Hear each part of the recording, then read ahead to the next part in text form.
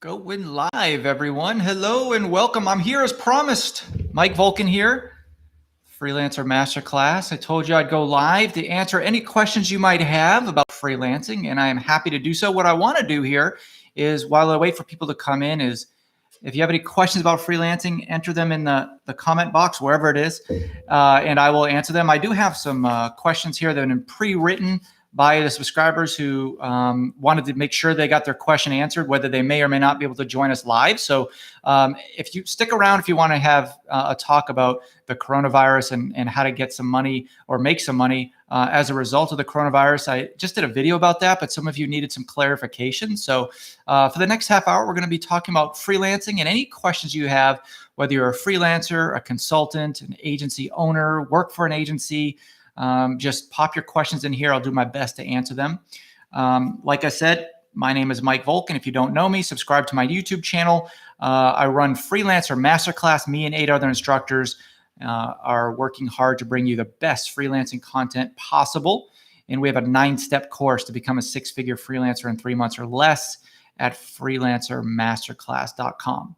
So we're going to wait another 60 seconds or so. We're going to wait for some questions to come in. So any questions you have about freelancing, just go ahead and pop them in so I can ask or I can answer them. I'm not going to ask questions. School, the podcast, it is produced on Tuesday. Actually, it's produced on Mondays, but it's published live on Tuesday. So if you like Freelancing School, my podcast, you could just be sure to subscribe to it on iTunes or Google Play or anywhere. But Freelancing School, the new episodes come out every Tuesday morning. Okay?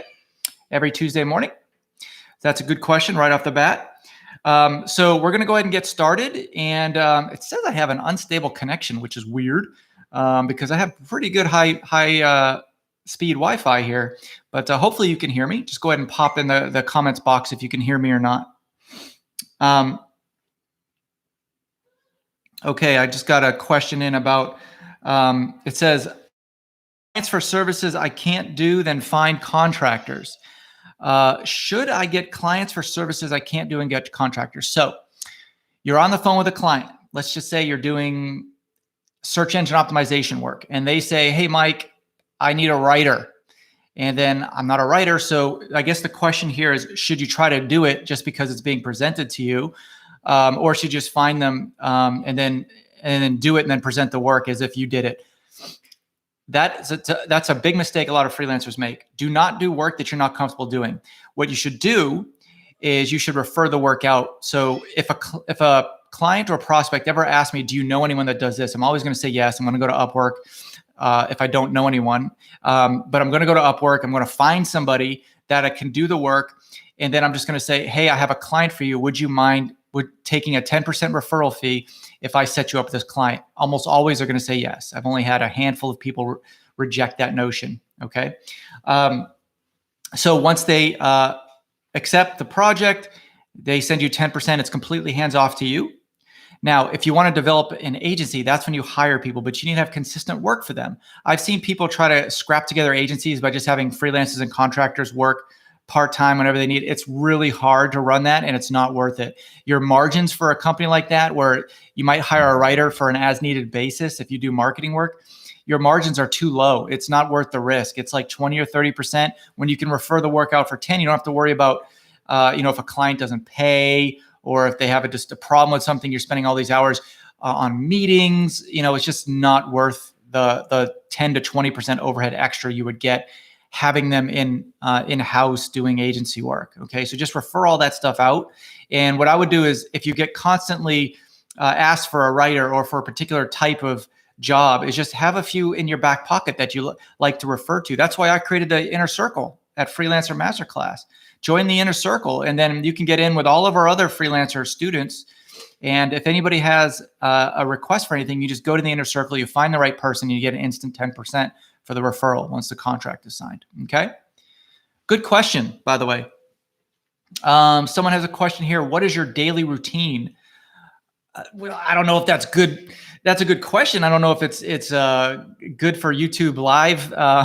If people want to hear about me, I'd rather talk about you. But just to make a really brief overview to answer your question, I wake up with my 8-month-old daughter, usually about 4 o'clock in the morning, 5 o'clock in the morning.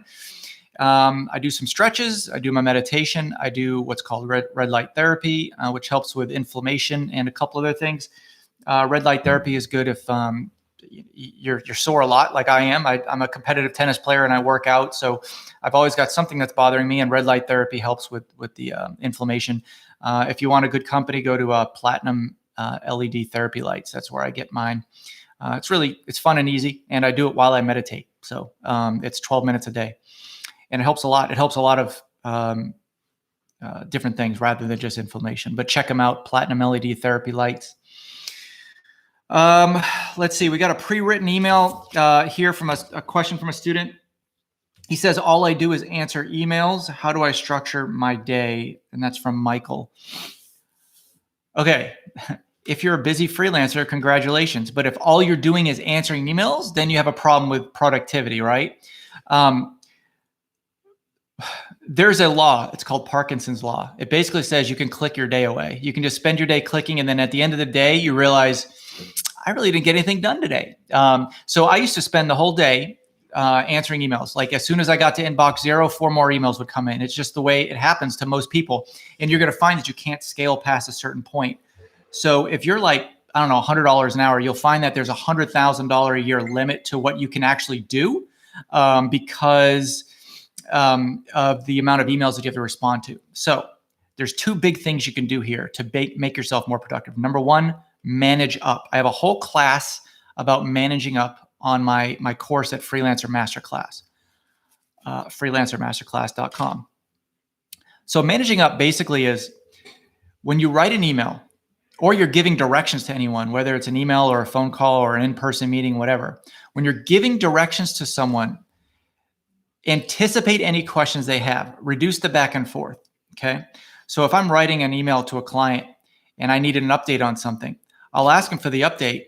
And then I'll also ask them for something else I'm working on at that time that I know I'm going to need to email that client for later on in the day. I'll just knock it out in one email. So that one email just reduced, just took 2 emails off my plate. Okay. So you'll find if you do that, you'll do a lot less corresponding. Before you hit send on that email, think about what other things you need to talk to that client about today to get more information. Here's a perfect example. I needed access to his Google Analytics to give him a quote. I needed access to his teams and the job description of his teams. So instead of writing different emails, I wound up just thinking about what I needed for like 4 hours throughout the day. I didn't sit there and think for 4 straight hours, but instead of just sending an email like right off after I got off the phone with him, I sat and I waited and I thought, oh yeah, I'm going to need to know this about him too. So I added that to my list to send him, and I just waited to send that email. And instead of sending 4 separate emails, I sent 1. So you want to do managing up. That will reduce your emails volume. Now to manage your email structure, what you want to do is set times of the day. And you want to do it during times that you're not productive. Everyone here has a flow state in their brain, which when they get to work or when they're leaving work, maybe it's after lunch, when they're just super productive. And it's usually the same time every day. You want to avoid emails during that day because that is your productivity time. So the first thing is realizing when your flow state is. It's not going to be that long. It's going to be like a half an hour, okay? That's when you pump out your most work. And in fact, think about that right now. Okay, what is your flow state? So now you want to set emails 2 or 3 times a day to respond to. So I generally don't touch my email, and I take off all those little pop-up notifications. I turn my phone on silent just because those are distractions, right? And then I check my email and I put it in my calendar. Check your email at 11 a.m., check your email at 4 p.m., et cetera, et cetera. That way I can structure my day not around answering emails, but around being productive. And you'll be surprised at how many emails you can knock out in 30 minutes that it would have otherwise taken you spread out throughout the day, like taking you outside of work to do it. It's such a distraction. That's the biggest problem freelancers have about, you can instantly add $30,000, $40,000 a year to your salary if you just do what I just said. Just structure your day around prioritizing emails around your flow state. Okay, that's very important. All right, I'm answering questions, by the way, for those of you just joining me, Mike Volkin at Freelancer Masterclass. Anything you want to do, know about freelancing, any advice you need. Okay, In the email blast that I sent out on my newsletter, I said that I was going to be talking about the coronavirus. Okay. For those of you who didn't catch my last video about the coronavirus, yes, there's a lot of things. I'm not going to sit here and tell you got to wash your hands or stock up on bread or protein or whatever. All right. That's not my field of expertise. You should do that, but it's terrible. It's a world problem right now. Many countries are trying to get it under control, but what you can do to capitalize on that as a freelancer is immense.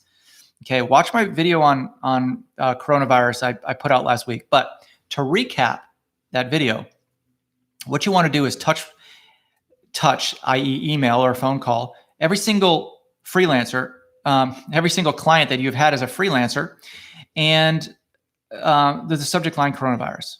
Okay, now it's not meant to scare them. It's just meant to, you're going to set up this email. It's meant to get attention. It's meant to get an open. Okay. My open rates have went up significantly because I started doing this. So you're basically drawing attention to the fact, the email is going to say something like this: hey, Mr. Client, whatever their name is. In lieu of the coronavirus, I was just thinking about you. And I know you had a staff of X amount of people. They may or may not be working remotely right now, but just know that I am available. I am flexible for work. And, if I can help any way get your business through this tough times, please let me know. All right. I've set aside some time for you. Are you willing to talk tomorrow? That alone will get you a response. That's fantastic. But you know what's interesting about clients and drumming up old work? Most freelancers get this wrong. The treasure is in the follow-up. Okay. A lot of clients, they don't know they need freelancers, or especially your work, until you ask them. Let's say you did a writing job for them. Okay. You might go to them and it might automatically trigger, oh yeah, Jeff, I hired him for writing last year. You know what? I could really use another blog post right now. Or you know what? I was just thinking about this post he wrote. I really could use a revision on it. Like, just getting an email from you will allow you to be top of mind to that client. So just a simple email about the coronavirus, saying you're thinking about them, will drum up some good business. And you can thank me later for that, because I can almost guarantee you, if you're just a new freelancer and only had 10 clients, you will drum up at least one job from this. Okay. So that is a way you can get a good business from the coronavirus. All right. Although it's terrible, it sounds bad to say, this virus that's killing thousands of people, how to get business from it. But let's be real. I mean, freelancing is a flexible job. And, while other companies and employees are shutting down and going out of work, you're able to thrive. So you might as well take advantage of it. There are companies right now that do not know how to thrive or even operate in a remote environment. You do. There are companies right now that do not know how to handle the stress and the pivot points that this economic disaster has given to us. You do. You know how to pivot and do short-term projects. That's what you're all about, whether you realize it or not, as a freelancer. And you can work remotely. You can do short-term projects. You're available for work now. You might as well let your prior clients know about it. And really, if you work on Upwork, you should go through Upwork and you should tell everybody who's even responded to you, hey, I know I didn't get hired for our last job, but just to let you know I'm here. I don't know how you're taking the coronavirus and your company's dealing with that, but I'm here for you. Set aside some time to work. Do you have any projects that require writing or SEO or whatever? Okay. I won't dwell on that anymore. I have a whole video on that I did last week. So search my YouTube channel. Okay. A couple more questions here. What if my boss finds out I'm freelancing? That was an actual question. Who cares? You know what? Your boss doesn't own you 24/7, whether they like to think you or not. And if they do, then you're in the wrong job. Unless it's written in your employment contract that you can't work for anybody else, which is rare, you should be freelancing. And as long as it's not interrupting your normal workday, then that's fine. Who cares? Number one, how would your boss find out? And number two, even if they do, it's a normal, I bet your boss probably freelances. My God, I work with senior leadership all the time. Like, as a fractional CMO, I work with CEOs, I work with CFOs. I can say with confidence that 70% of them, and these are people who make $250,000 or more a year, 70% of them are freelancing or consulting on the side, extra. I'd say another 10% of those have their own side businesses, like they are the owners of their own businesses. So to say that just because you're a salaried worker, that's the only type of work you can do, that's bullcrap. All right. And if your boss has a problem with it, send them to me. I'll tell them. Don't send it to me. I don't want to hear about it. But I would tell you, you're probably drumming up an issue that doesn't exist. So don't worry about if your boss doesn't thinks that you're freelancing or not. A question here is, okay, last question here, unless there's more questions coming in through the chat, and then we'll end this broadcast. How do I run Facebook ads to get business as a freelancer? Okay, good question. We actually have a whole class on a paid ads funnel at Freelancer Masterclass, but I will summarize this in a very high level overview. If you're a freelancer and you're tired of just waiting for Upwork to deliver prospects where 30 other people are bidding on the same job as you, and probably for $2 an hour, you can drum up your own business, and you can get hundreds of thousands of dollars a year doing this exact process I'm going to tell you. The first thing you want to do is you want to get a core group, your ideal client and audience that you can deliver your highest and best value for. Okay. Now, don't just say, I do SEO, so anybody with a website is my client. No, it's not. Anybody with a website in the SaaS industry, anybody with a website in the pet industry that has 5 or more employees or sells pet safety products, that is a niche. That's an ideal client for you. It has to be someone that you can deliver value to. Okay. Then what you want to do is you want to create a webinar. It's not a webinar about you or how you can create your value. It's a webinar that instructs your ideal client on how to do something better. So let's just stick with SEO. Okay. If you have your top 3 tips about SEO for 2020 because of the latest Google algorithm changes, you can create a webinar around that. Okay. Now let's just take this scenario, and you can fill in your situation with the ideal scenario. Let's say I do search engine optimization, SEO, in the pet safety industry. And I'm going to put together a webinar for the top three best things you can do for SEO for 2020. Given the latest Google algorithms. Like, you can wordsmith a better title than that, but that's what the webinar is about. It should be about 30 minutes long, just enough for a lunch break. Okay. Now what you're going to do is you're going to go to Facebook. You're going to create a nice little ad, maybe one with an image going like that, something crazy that draws attention, right? And it's going to say, join my free webinar. I'm going to show everyone who sells pet safety products how to get more exposure on Google in 2020 due to the latest algorithm changes. Okay. Now you're going to target, of course, CEOs of pet industry companies. And here's a good tip. What you might want to do first is go through the Facebook targeting section and determine your ideal client based on who you can target. I've had freelancers go through this long list of like who their ideal clients are. Then they go to Facebook and realize there's not a real target for them exactly. So go to Facebook ads targeting first, determine who you can target, and then build your webinar and your service around that. So the goal here is Facebook ad to webinar to landing page showing that you're the solution to their problem to sign up. Okay. I've done this many, many times before. My best month was $60,000 for this $7,500 to $10,000 program I had for insurance adjusters. But you can do it as well, whether you charge $10,000 or $500. But what you want to do is get them in the door with an educational webinar. It shows them that there's a problem and that you're the solution to their problem. That's it. Straight line formula.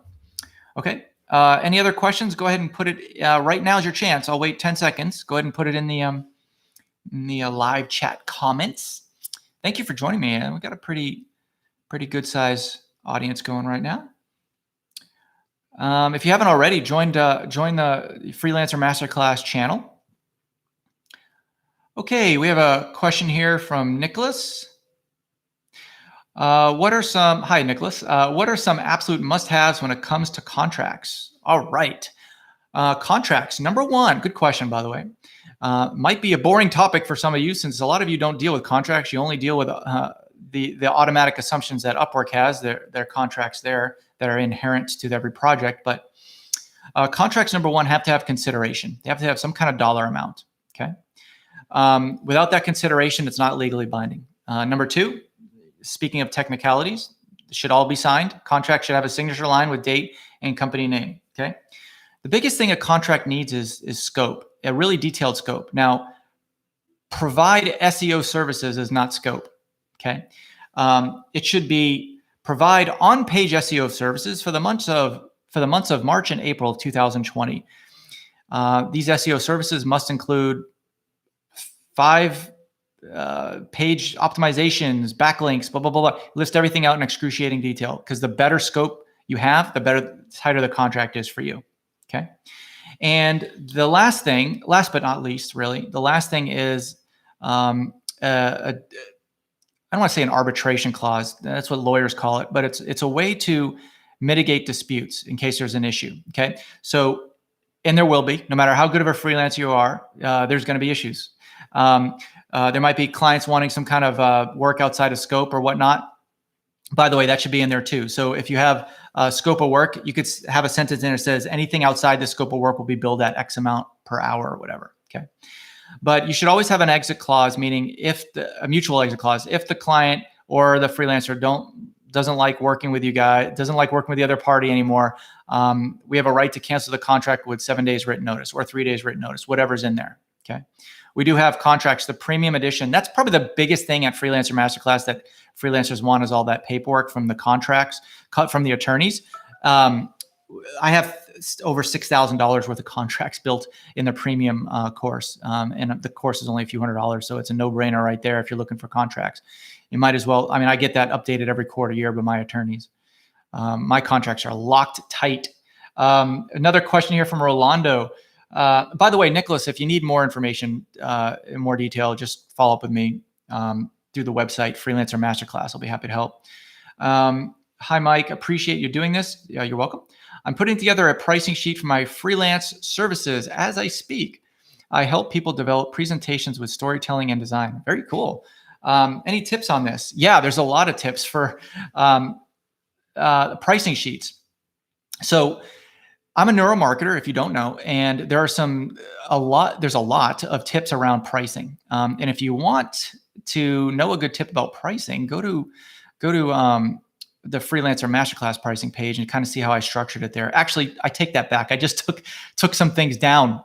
So you take a look at it. It's still pretty decent. But in terms of the pricing sheet, number one, your lowest barrier to entry, your lowest price product should be a barrier to entry that is for just about anybody. It would be a no-brainer to say no to this, but it gives them just enough to get a taste of your knowledge, but it is designed to upsell them once they get into your system. Okay, whatever you're selling, the storytelling, for example. Very baseline services for you. The top version, and by the way, you want to gear people towards the middle version. You don't want to try to get people on the biggest package, okay? Because then you won't have anything to upsell them with. The biggest version should be priced about 20% higher than the middle version, okay? At the very minimum, okay? And it should provide about 50% more value. So 20% more expensive, but 50% more value, okay? Thanks, Rolando. Thank you for signing up for the course. Hope you're enjoying it. So to answer your question, in terms of the pricing sheet, if any of you freelancers out there are doing pricing sheets, I've seen some that are very confusing. Think about this in the rule of 3, 5, and 7. Okay, there's a reason why your favorite TV show doesn't have more than 7 characters, because the human brain can't process relate together if you have to. I had that with Freelancer Masterclass, where I had to call something by a name, and just package it, and it's a package deal. Like I could list every single document in the premium section, but I called it, helpful documents and spreadsheets, and there's like 20 of them there, right? So you want to list 3 different plans, 7 different items, okay? And the most expensive item should be 20% more with 50% more value, okay? Statistics and findings regarding how people choose what they do when they look at pricing tables. All right, any other questions? We still got a few more minutes left. I'll be happy to answer questions. I answered all the questions on my list. I'm looking to do this about once a week or so. Let me know if it's, you're welcome, Rolando. Let me know if it's something that you'd want to see like every time, same time of the week, or, random time. It's really hard to tell. Like there's people in like 7 different time zones here right now. So some of you are up really late or really early in the morning. Some of you are driving home from work. Well, not now because there's really no work around the world, but you know what I mean. It's really tough to determine a time that we should meet, but by all means, write into me. Tell me, this is my ideal time. I'd like to see you, and I'll start getting a list together, and I'll pick the common time. Okay. Another question came in. Is there a place where I could share my website and pricing sheet with you and/or others? Would love some feedback. Yeah. Let's do this. Go ahead and send me a loom.com video through my website, go to Freelancer Masterclass, send it to our contact form. Our customer support will get it. Maybe I'll put it in some kind of a newsletter or something. I'll use you as a case example, and we can go from there. Whatever you feel like. I'll come up with something creative. Let's see. I'm trying to get in the class. I'm unemployed at the moment. I love what you are doing. Okay. Yeah, great. Thanks. This is why I'm doing it. I'm doing this to help people. And that's the reason why I just started the pricing option. A lot of people came to me and said, Mike, I can't afford a few $100s. And I can understand that. I respect that. It's hard out there. Just email our customer support team. Say you want to do like a payment option of 3 or 5. So, make that first payment, get some clients in, and then use the profits to repay back. We're open to just about everything. Our end goal here, our mission statement, is just to help freelancers. And the reason why we charge, it's to make a little bit of money, but it's to keep this going, to keep this growing, to keep awareness for freelancers, and to provide you with the most amount of value that we can. Okay. All right, guys. You know what? I appreciate the call. I appreciate the time. I told everyone on my newsletter that I'd keep this to half an hour, and we're getting to be at that point. I would love for you guys to share Freelancer Masterclass on any kind of social, bring some attention and awareness to what I'm trying to do. This certainly isn't a huge moneymaker for me, but I love doing this and I love teaching. So the more people I can help, I fulfill my life's purpose through this. So that's great. Thank you very much, everyone. And I'm going to log off now, and hopefully we'll see you next week. Stay safe out there. Okay. Good luck.